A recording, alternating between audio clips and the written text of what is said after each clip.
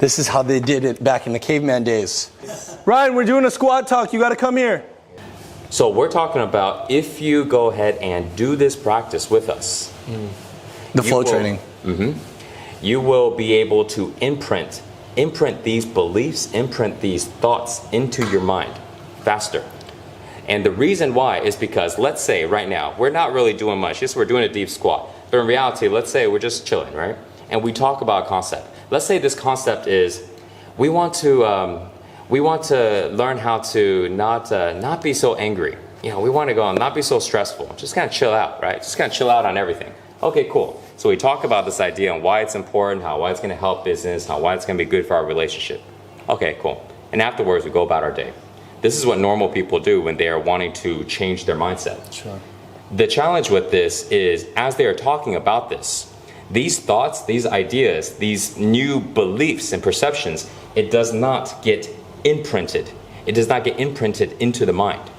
And the reason why it doesn't is because in order for imprinting to happen, there needs to be an elevated emotion, an elevated feeling. An elevated feeling in the body at the same time when the thought is being created. If there's not this elevated feeling in the body simultaneously, this thought does not get imprinted. Is it like an anchoring? Like, for example, like in NLP or something, you say a thought, but it's actually like when like a chaos is happening. That's actually the easiest way to remember something, like a traumatic experience when you're younger. It's because the only downside is it was like a negative emotion, right, instead of like a happy one. And the same thing goes for positive emotions, but it's the same idea, right?